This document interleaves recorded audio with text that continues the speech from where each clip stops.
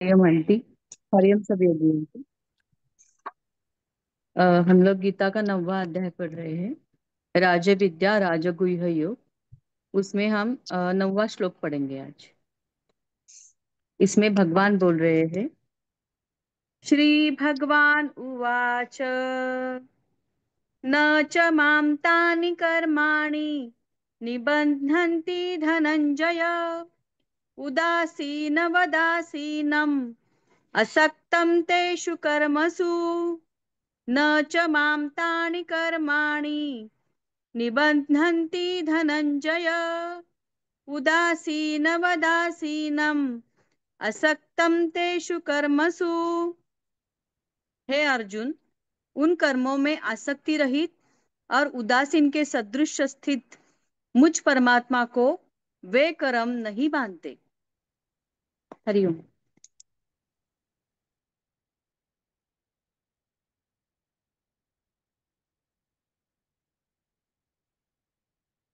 आज का श्लोक बहुत महत्वपूर्ण है। इसीलिए कि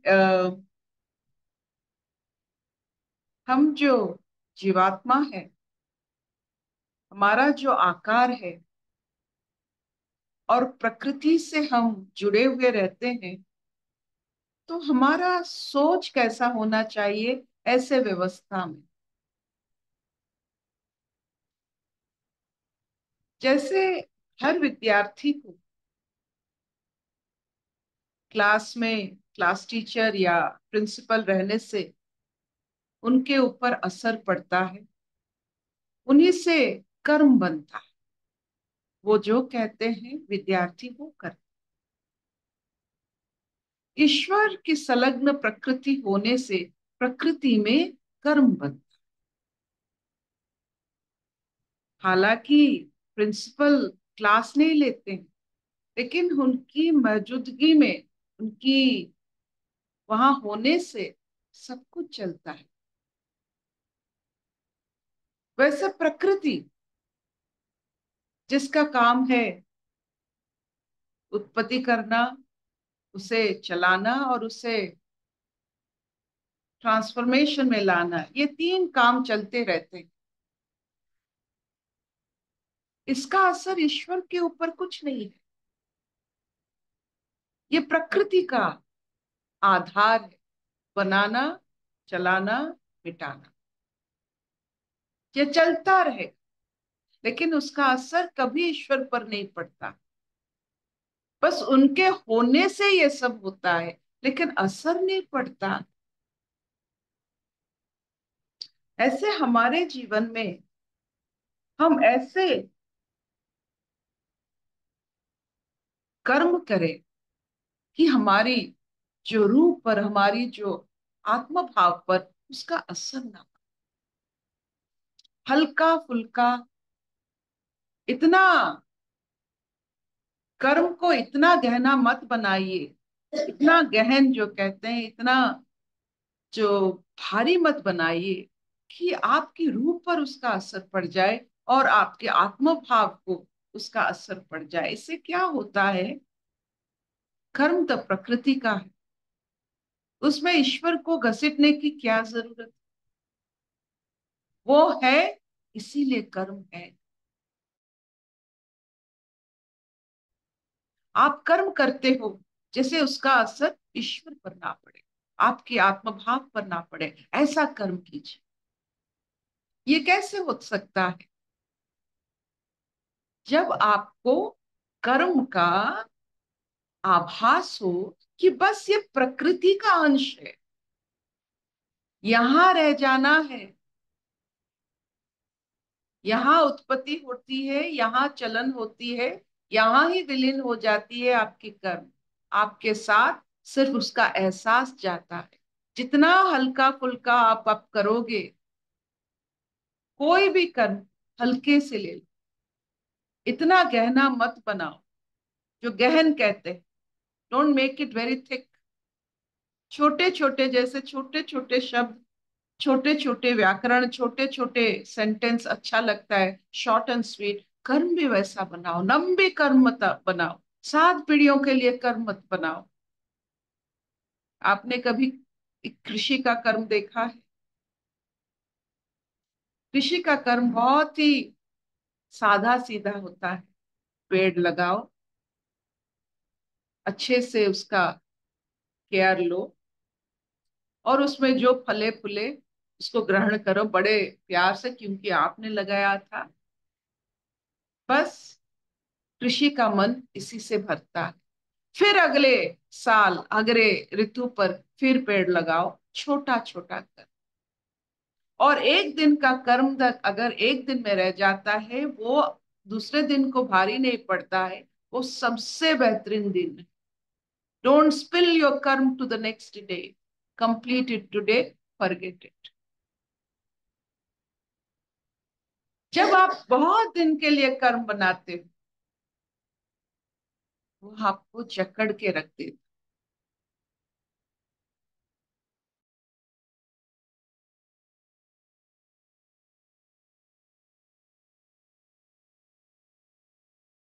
एक दिन में इतना करना है, अपने हिसाब मत करना कि कुछ रह गया है। वो जो आपके अंदर में अगर रह जाता है, कुछ रह गया है, कल करना है, ये एक बंधन है। आप पूरे कर्म को बड़े प्यार से ध्यान से देख लो, उसका छोटा छोटा हिस्सा बनाकर एक दिन में जितना समा सकता है उसको उतना ही करके समाप्त कर। निद्रा से पहले पहले, विलीन होने से पहले, आप जितना आपका कर्म है, चाहे वो 5 साल का 10 साल का कर्म आपने बनाया है, लेकिन आज का कर्म कितना हिस्सा है उसे समझो। ये मत समझना कि हर दिन आप अगर ये सोच के सोएंगे कि वो बहुत कर्म बाकी है, यही बाकी ही आपको बंधन में डाल देगी। कोई कर्म बाकी नहीं है, भरपूर है। आपका कोई कर्म बाकी नहीं। तो जितना आप इसे समझ लोगे कि कर्म प्रकृति का हिस्सा है, ईश्वर का, ये सबसे बड़ा जो कहते हैं वैराग्य, ये सबसे बड़ा वैराग्य कि मेरा कर्म मेरे आत्म भाव का हिस्सा नहीं, ये प्रकृति चलता है इससे। मैं कर्म करती हूं ताकि प्रकृति चलती रहे। और प्रकृति का 3 काम: उत्पत्ति करना, चलाना और विलप विलीन हो जाना। जेनरेशन, ऑपरेशन और ट्रांसफॉर्मेशन। बस यही 3 कर्म होता है। आप कोई सोच जनरेट करते हो, उसको ऑपरेट करते हो, और लेकिन उसका विसर्जन भी करना चाहिए। ये जो विसर्जन क्रिया आप नहीं करते हो, इसीलिए वैराग्य उत्पत्ति नहीं होता है। उस कर्म के साथ बिना कारण आप बहुत समय तक आप उसमें जुड़े रहते हो। ये जो हमारी जो अभ्यास होनी चाहिए, विसर्जन की अभ्यास। हो गया हो गया, कुछ नहीं बना, ठीक है। अगर कुछ कर्म है, कल नहीं करेंगे, कुछ कल नहीं है, आज उसे समाप्त करेंगे। और अपने कोर कॉम्पिटेंसी कितना हम कर सकते हैं उसका भी थोड़ा ख्याल रखिए। आहिस्ता आहिस्ता आपकी कर्म निधि को बढ़ाते रहिए, जितना आप कर सकते हो। Plan it.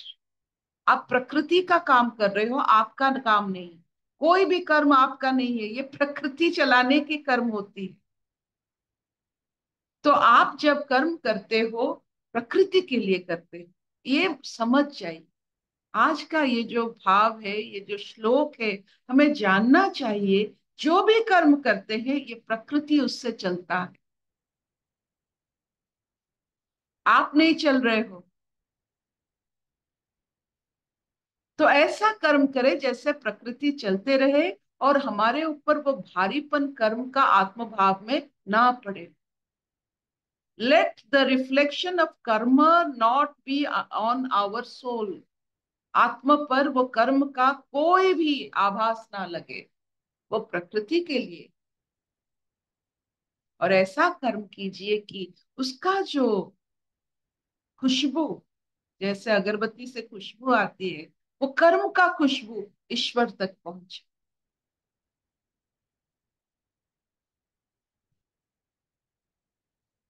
क्या इतना चलेगा?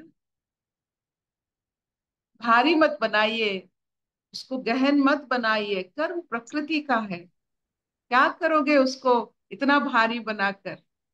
ये तो प्रकृति में रह जानी है, आपके साथ नहीं जाएगा। Make your work very subtle, सहज और खुशबूदार, और उसे खत्म कीजिए। और जितना हो गया, अगर नहीं खत्म नहीं हो पा रहा है, विसर्जन कीजिए, फिर शुरू हो जाइए। Will this do? ஆமாமா. ம்ஹும். जो बोझ रह जाता है कि हम ये नहीं कर पाए, वो सबसे बड़ा बंधन है। आप सब कर चुके हो। जो नहीं हो रहा है, हुआ नहीं है, उसे विसर्जन कीजिए। हमारे इसी इसी प्रक्रिया में आप देखो, इतने बड़े बड़े हम मूर्ति बनाते हैं, उत्पत्ति होती है, उनके आशीर्वाद लेते हैं, उनकी गान गाते हैं, उनकी महिमा करते हैं, फिर उसे विसर्जन करते हैं, क्योंकि वो प्रकृति का नियम। ऐसा कोई मृणयी मूर्ति नहीं है जिसका विसर्जन नहीं होता है। ये प्रकृति का नियम है, प्रकृति से निदर्शित होता है। हमारे ये परंपरा में मूर्ति बनाओ, उसे पूरा महिमा दो, फिर उसे विसर्जन करो। हम भी ऐसे हैं, हमारी कर्म भी ऐसे हैं, सब विसर्जन होने वाली है। आप विसर्जन कीजिए, नहीं तो आप एक बंधन में पड़ जाएंगे। और आपका जो ये हल्कापन, ये सौंधी सौंधी खुशबू, ये नहीं रहेगा। आप भारी जैसे हरक्यूलस, जैसे आप पूरा पृथ्वी अपने सर पर उठा रहे हो, ऐसा लगेगा।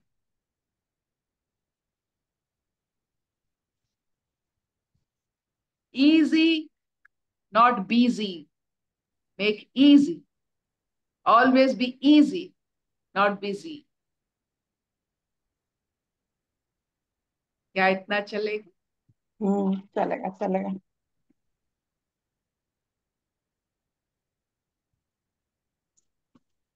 इसे वैराग्य कहते हैं। हम्म. खुद को प्रकृति में ढाल देना, यही वैराग्य है। खुद को कुछ नहीं ले जाना है इस कर्म के हिसाब से। ऐसा कर्म करो कि याद ही नहीं आए आपने कुछ किया। कोई प्रश्न? एवं दीदी। हाँ, दीदी पहले जब बच्चे छोटे थे मेरे को ना अमुक का थोड़ा वीजिंग प्रॉब्लम होता था, तो डॉक्टर के पास जब भी जाती थी मैं अपना कंधे का प्रॉब्लम बोलती थी।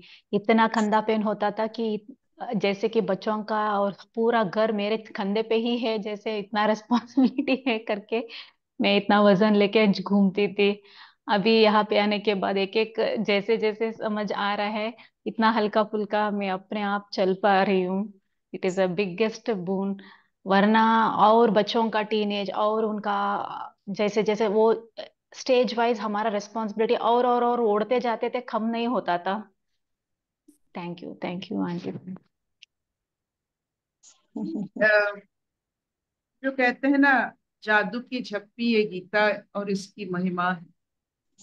इसमें आप बार बार पढ़ोगे, उसका बार बार अलग आप जैसे हो, आपके हिसाब से आपका सोच भी आता है। क्योंकि आप देखो, जहां आप ताला, जिस फैक्ट्री में ताला बनता है, वहां उसकी चाबी बनती। तो आप जहां हो, जहां ताला पड़ गया, आपकी सोच में भी वही चाबी बनता है। ताला चाबी एक ही जगह बनता है।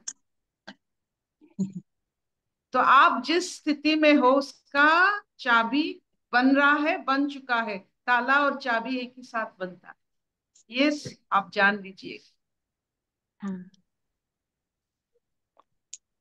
Thank you. Thank you. Thank you so much.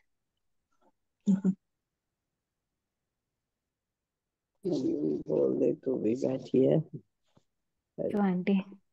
सब प्रेमियों को हरी. पहाड़ जैसे पकड़ के